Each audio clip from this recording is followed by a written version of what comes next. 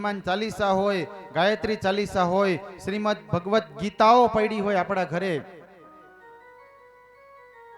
પણ ક્યારેક એ પુસ્તકનું પાનું ખોલી તો આપણને ખબર પડે ને કે આ ગ્રંથની અંદર છે શું. આપણે સાંભળી હોય કથાઓ, પણ ક્યારેક આપણા ઘરે એનું મનન આપણે પણ કરવું પડે. કયા સમયે કયો ખોરાક લેવો ને એ પણ એ પુસ્તકમાંથી જાણવા મળે. કેવો ખોરાક લેવાશે તો બાળકને શું તકલીફ પડશે, કેવા દ્રશ્યો જોવાશે, કેવા પિક્ચરો જોવાશે તો એનાથી બાળક ઉપર શું અસર પડશે, એ પુરાણોમાં લખેલું છે. કયા સમયે કઈ જગ્યાએ જાવું, બહાર જાવું, રાત્રે બહાર જાવું, ફરવા જાવું, ન જાવું, બધી વસ્તુના ઉલ્લેખ છે. આજે પણ તમે સિદ્ધપુરમાં વિધિ કરાવવા જાઓ ને, એટલે સિદ્ધપુરમાં તમે વિધિ કરાવો એની પહેલા બ્રાહ્મણો તમને ત્યાં હેમાદ્રી કરાવશે. માતૃ ગયા, માતાનો આશીર્વાદ શું કહેવાય, અને માએ આ જગતની અંદરમાં જે ભાર ઉપાડ્યો છે એનું મહત્વ સમજવું હોય ને તો સિદ્ધપુરના બ્રાહ્મણ પાસે બેસી અને એને ખાલી એટલું કહેજો કે અમારે માતૃ ગયા શ્રાદ્ધનો મહિમા સમજવો છે. ત્યારે એ તમને સમજાવશે કે એક માં જ એવી છે કે 9 માસ સુધી બાળકનો ભાર ઉપાડે છે. એટલે કીધું કે કદાચ બધાય દેવો ભેગા થાય તો પણ જનનની તોલે કોઈ આવતું નથી. ગમે એટલો વજન કરે તો એ માનો જે પ્રેમ છે એ પ્રેમની તોલે કોઈ ક્યારેય આવી શકે નહીં. એટલે કીધું ને કે મીઠા મધુ ને મીઠા મેહુલા રે લોલ, એથી મીઠી તે મોરી માતરે, જનનીની જોડ સખી નહીં જડે રે લોલ. એજ મીઠા મધુ ને મીઠા મેહુલા રે લોલ, મીઠા મધુ ને મીઠા મેહુલા રે લોલ, એથી તે મીઠે મોરે માત જો, એ જનની જોડ સખી નહીં જડે રે લોલ, એવી જનની જોડ સખી નહીં જડે રે લોલ. મીઠા મધુ ને મીઠા મેહુલા રે લોલ, મીઠા મધુ ને મીઠા મેહુલા રે લોલ.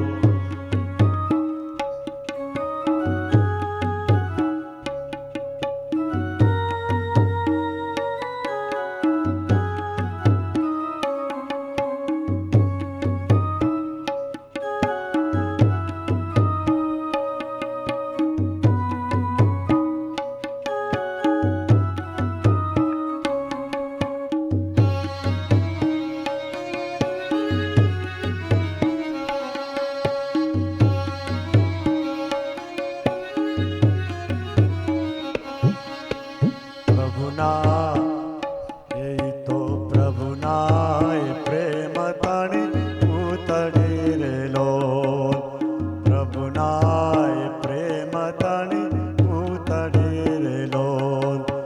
જગતે જુદે રે ને જાત જો,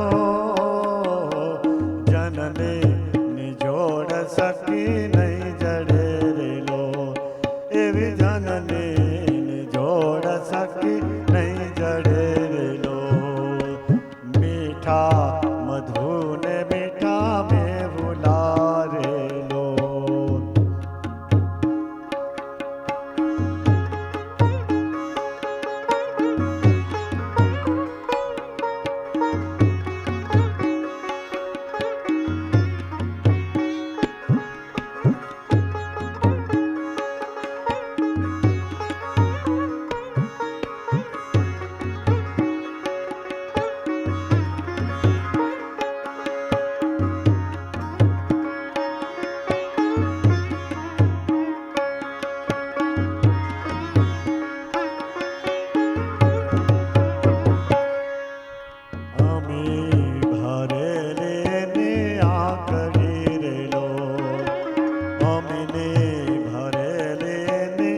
રાખડી રેલો વાહલના ભરેલા એના વેણજો હે જનની નિજોડ સખી નહીં જડે રેલો જનની નિજોડ સખી નહીં જડે રેલો દેવો એ દૂધ એના દોયરા રેલો દેવો એ દૂધ એના દોયરા રેલો શશીએ સિંચેલે ની સોડ રે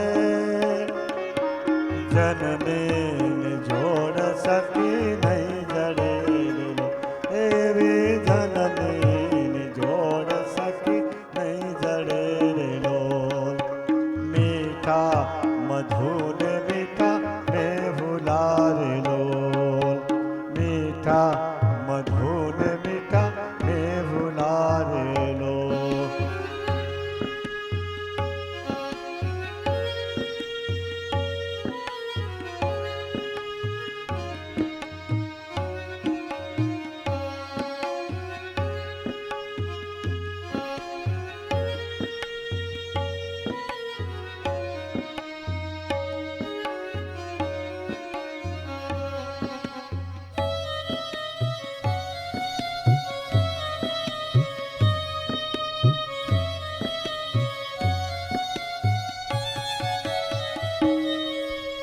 ગંગાના નીર તો બધે ઘટેરેલો ગંગાના નીર તો બધે ઘટેરેલો સરખોય પ્રેમનો પ્રવાહ રે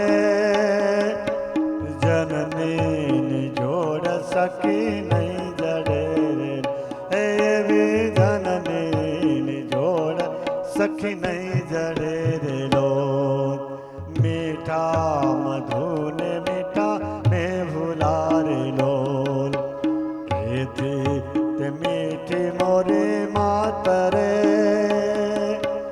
જનની જોડ સખી નહીં જલે રે એવી જનની જોડ સખી નહીં જડે રે એવી જનની જોડ સખી નહીં જડે રેલો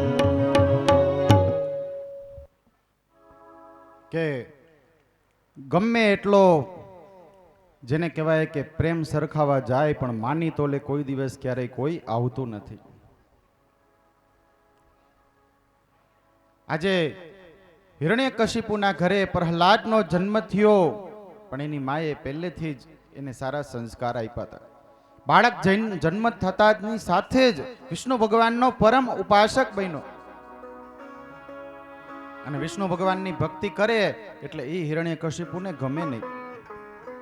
પ્રહલાદજી 5 વર્ષના થયા એટલે હિરણ્યકશિપુ એને દૈત્યોના કુલગુરુ શુક્રાચાર્યના પુત્ર સંડ અને અમર્કને ત્યાં બોલાવે છે. એનું નામ છે સંડામર્ક.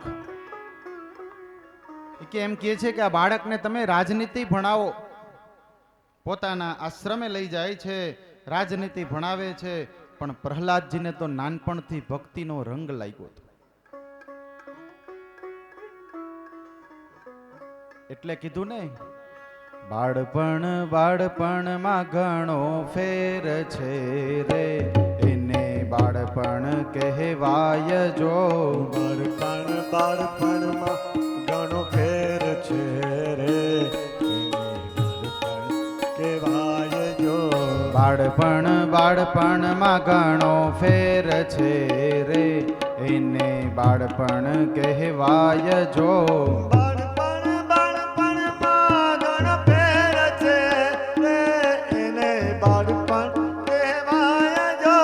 બાળપણમાં પ્રહલાદને નૃષિ મળ્યા રે, એને બાળપણ કહેવાય જો. બાળપણમાં પ્રહલાદને ઋષિ મળ્યા રે, એને બાળપણ કહેવાય જો. તાળી પાડો તો મારા રામની રે, બીજી તાળી ના હોય જો. તાળી પાડો તો મારા રામની રે, બીજી તાળી ન હોય જો.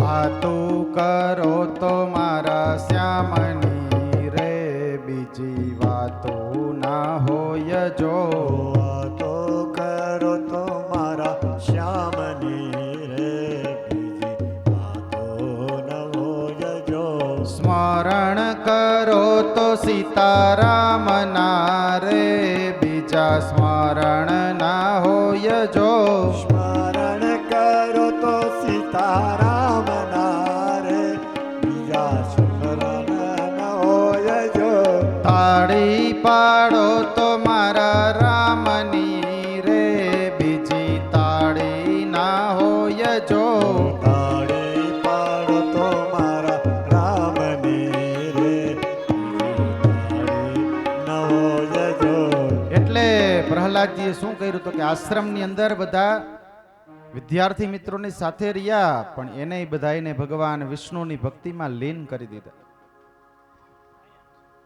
ત્યારે સંડ અને અમર્ક બેય રાજાની પાસે આવીને કહે કે તમારા પુત્રએ તો અમારા બધા જે વિદ્યાર્થીઓ હતા એને પણ ભગવાન વિષ્ણુની ભક્તિમાં લગાડી દીધા. ત્યારબાદ પ્રહલાદ ઉપર એટલા અત્યાચારો કર્યા એના પિતા હિરણ્યકશિપુએ, પણ કયાધુનો પ્રેમ વચ્ચે રોકી દે. કેદખાનાની અંદર નાખે એને જમવાનું ભોજન ના આપે, પણ માં મહાલક્ષ્મી સ્વયં આવી અને એ બાળકને અને એની સાથે જેટલા લોકો હોય બધાને ભોજન પોતાના હાથે બનાવીને સાક્ષાત અન્નપૂર્ણા એને પીરસે. એ બધાએ પ્રસાદ ગ્રહણ કરતા.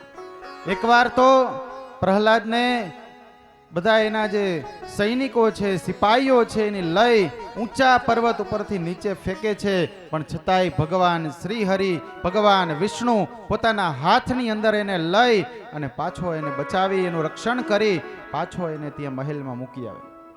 આ ભગવાનની તાકાત કે જેનું ધ્યાન ભગવાન શ્રી હરિ રાખે, જેનું ધ્યાન ભગવાન કૃષ્ણ રાખે, જેનું ધ્યાન પરમાત્મા સ્વયં રાખે, એનો કોઈ દિવસ ક્યારેય વાળ પણ વાંકો થતો નથી. આપણને એમ લાગે હું કરું, પણ કરનારો તો કોઈ અલગ છે. કરતુમ અકર્તુમ અન્યથા કરતું. કરતા કરનારો તો ભગવાન પોતે છે. આપણે બધા તો માત્ર એક નિમિત્ત માત્ર છે. છેલ્લે એક દિવસ તો આખો એવો આવ્યો કે હિરણ્યકશિપુના મહેલની અંદર તમામ સિપાહીઓ બધા ભેગા થયા અને ભગવાનની ભક્તિમાં એટલા લીન કરી દીધા. છેલ્લે હિરણ્યકશિપુએ પ્રહલાદને, કયાધુને બધાની સામે ઊભા રાખીને કીધું કે ક્યાં છે ભગવાન? કે તો કે પિતાશ્રી, મારા ભગવાન દરેક ક્ષણની અંદર, દરેક જગ્યાએ, તમારી અંદર, મારી અંદર, બધાની અંદર ભગવાન સ્વયં કે વાસ કરે છે. હિરણ્યકશિપુ કે શું વાત કરસ? મારા ભગવાન કે આકાશમાં પણ છે, પૃથ્વીમાં પણ છે, પણ હિરણ્યકશિપુએ બ્રહ્માજી પાસેથી જે વરદાન પ્રાપ્ત કર્યું હતું એ વરદાન કેવું હતું? તો કે હું દિવસે ન મરું કે ન રાત્રે મરું, ન સૂતા મરું કે ન જાગતા મરું, ન પૃથ્વી પર મરું કે ન આકાશમાં મરું. આવું વરદાન એને તપ કરી અને એનો વરદાન છે એ બ્રહ્માજી પાસેથી આ વરદાન લીધું હતું. ત્યારે બ્રહ્માજીના આ તપને પૂર્ણ કરવા માટે, વરદાનને પૂર્ણ કરવા માટે ભગવાનને આવો અવતાર લેવો પડ્યો. એ ઋષિ અવતાર હતો. ત્યારે ભગવાને જ્યારે ભક્ત કોઈ વાત કરે ને, કદાચ ભક્ત એમ કહી દે કે અહીંયા ભગવાન છે, તો ભગવાનને અહીંયા બેસવું પડે છે. શું કામ? કેમ કે ભગવાન પણ ભક્તને વશ હોય છે.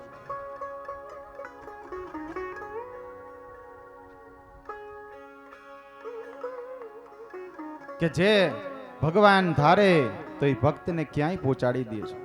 ત્યારે હિરણ્યકશિપુએ કીધું કે હે પ્રહલાદ, તું વાત કરસ કે તારા ભગવાન બધી જગ્યાએ છે, તો ક્યાં છે તારા ભગવાન? એ કે આ થાંભલાની અંદર છે. તો કે હા. એ કે આજ કે તારા ભગવાનને હું બેય જોઈ આવે છે કે નહીં? એટલે હિરણ્યકશિપુએ શું કર્યું? પોતાની ગદા ઉપાડી અને એક ગદાનો પ્રહાર કર્યો. અંદરથી એક સિંહની ત્રાડ આવી. ફરી એકવાર બીજી ગદા મારે છે, પણ અવાજ આવતા હિરણ્યકશિપુ થોડો ગભરાઈ ગયો. એક બે ને ત્રણ ગદાએ ચોથી ગદાએ ભગવાને સ્વયં એક રૂપ લીધું. બોલો ઋષિ ભગવાન કી જય. ભગવાને જે રૂપ લીધું એ કેવું તો કે આને કીધું તું કે હું ન માનવથી મરું ન પશુથી મરું ન દિવસે મરું કે ન રાત્રે મરું ન સૂતા મરું કે ન જાગતા મરું ન પૃથ્વી પર મરું કે ન આકાશ. ભગવાને રૂપ લીધું અડધું શરીર પશુનું અડધું શરીર માનવનું. હાથની અંદર ભગવાનના જે નખ હતા સિંહ જેવા નખ. ભગવાને શું કર્યું? હિરણ્યકશિપુને આખો ઉપાડી લીધો. હિરણ્યકશિપુ પહેલા તો ગભરાવા લાગ્યો, બીવા લાગ્યો, ભગવાનને પ્રાર્થના કરવા લાગ્યો, પણ ભગવાને ઉપાડી અને ખોડામાં બેસાડી લીધો. ખોડામાં બેસાડી ભગવાને એમ કર્યું, નહોતી જમીન નહોતું આકાશ, ભગવાને ખોડામાં બેસાડી પોતાના હાથે નખથી હિરણ્યકશિપુની છાતી ચીરી ભગવાન એનું રુધિરનું માંસનું પાન કર્યું. ભગવાને આખું લોહી પીધું. બોલો ઋષિ ભગવાન કી જય. ભગવાનનો ક્રોધ એટલો બધો હતો કે હિરણ્યકશિપુને યાં જ એને માર્યો નથી ભગવાને, પણ ભગવાને એનો પણ ઉદ્ધાર કર્યો. શું કામ? જય અને વિજય માટે થઈ ભગવાને એમ કીધું હતું કે તમારા 3 અવતાર થશે, પણ તમને મૃત્યુ તમને મોક્ષ આપવા માટે હું કેટલા તો કે 4 અવતાર લઈશ. ભગવાને આજે હિરણ્યકશિપુનો ઉદ્ધાર કર્યો. અંતમાં પણ છેલ્લી ઘડીએ હિરણ્યકશિપુને ભગવાન નારાયણના દર્શન થયા છે. ભગવાનનો ક્રોધ એટલો બધો હતો કે બ્રહ્માદિક દેવો ત્યાં આવ્યા, એ પણ ભગવાનના ક્રોધને શાંત ન કરી શક્યા. એવે સમયે તમામ દેવોએ પ્રહલાદજીને કીધું, માં મહાલક્ષ્મીએ કીધું કે પુત્ર, હવે તારા પિતાના ક્રોધને જો કોઈ શાંત કરી શકે એમ હોય ને તો દીકરા તું એક છો. કે એની પાસે જઈને જા એને વંદન કર. પ્રહલાદજી ત્યાં જઈ 2 હાથ જોડી અને વંદન કરે છે. ભગવાન વિષ્ણુ તો કેવા છે? શાંતાકારમ ભુજગ શયનમ, શાંત સ્વરૂપ વાળા, શાંત સ્વભાવ વાળા જો કોઈ દેવ હોય તો એ ભગવાન વિષ્ણુ શ્રીહરિ પોતે છે. 2 હાથ જોડી પ્રહલાદજીએ વંદન કર્યા. ભગવાને તમામ ક્રોધને શાંત કર્યા. ભગવાને પ્રહલાદજીને પોતાના ખોડામાં લઈ એને એટલો વહાલ કર્યો, જીભથી ચાટવા લાગ્યા. આજે બ્રહ્માદિક દેવો પણ આ દ્રશ્ય જોઈ પ્રહલાદ અને ઋષિ ભગવાન ઉપર પુષ્પોની વૃષ્ટિ કરવા લાગ્યા. દેવો દુંદુભી વગાડવા લાગ્યા. ઢોલ નગારા નોબત સાથે ભગવાનનું સ્વાગત કર્યું છે, ભગવાનની આરતી કરી છે. ઋષિ ભગવાન કે જે વિષ્ણુ ભગવાનનો એક અવતાર છે, ભગવાને સ્વયં જ્યારે જ્યારે ધર્મની જેને કહેવાય કે હાનિ થઈ ત્યારે ભગવાન ધર્મની રક્ષા કાજે ભગવાન પોતે અવતાર લે છે. ગીતાની અંદર કહે છે ને કે જ્યારે જ્યારે ધર્મને હાનિ અને અધર્મની વૃદ્ધિ થાય છે ત્યારે ત્યારે હું આ યુગની અંદર હું પ્રગટું છું. યદા યદા હિ ધર્મસ્ય ગ્લાનિર્ભવતિ ભારત, કે જ્યારે ધર્મ ડગે છે ત્યારે મારે અહીંયા આવવું પડે છે. પણ જ્યાં ધર્મ મુખ્ય છે અહીંયા ભગવાન પોતે આગળ રહે છે. ત્યારબાદ ભગવાને પોતે પ્રહલાદનો રાજ્યાભિષેક કર્યો અને આ સમયે ભગવાને પ્રહલાદને રાજગાદી સોંપી અને પ્રહલાદને આશીર્વાદ આપ્યા કે જન્મ જન્માંતર તું મારો ભગવત ભક્ત બનીને રે અને ભગવાનની ભક્તિનો પ્રચાર પ્રસાર કે તું કાયમ કરતો રે. અને આ સમયે ભક્ત પ્રહલાદે પણ આ જ વસ્તુ માંગી કે ભગવાન મારે બીજું કાંઈ નથી જોતું, કે મારો વંશ કાયમ કે તમારી પૂજા કરતો રહીએ એવી હું તમારી પાસે માંગણી કરું છું, એવું વરદાન માંગુ છું.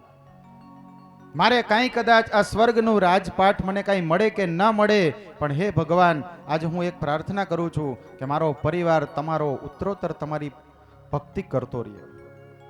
એટલે કીધું, મેવા મળે કે ના મળે મારે સેવા તમારી કરવી છે.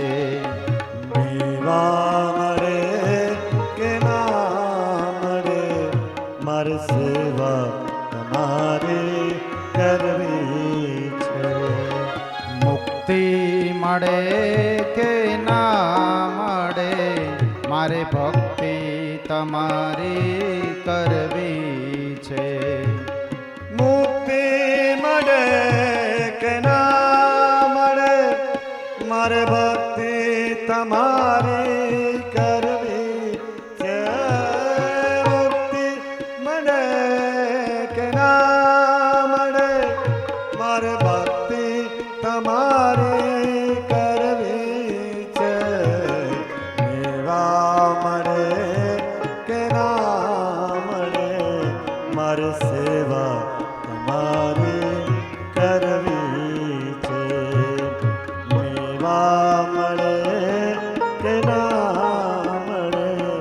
મારે સેવા તમારી કરવી છે.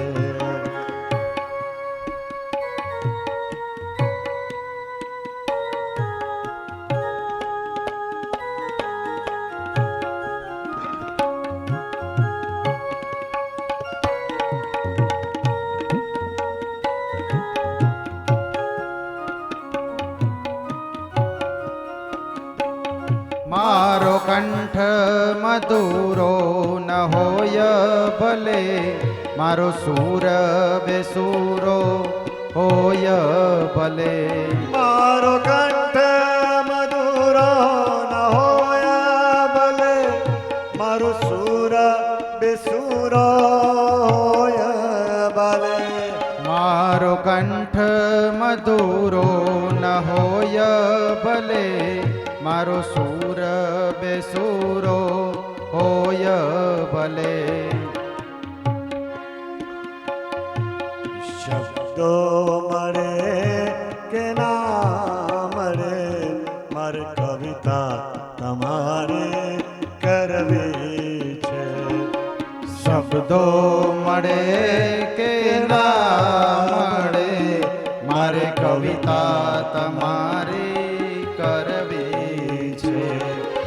મેવા મળે કે ના મળે, મારે સેવા તમારી કરવી છે.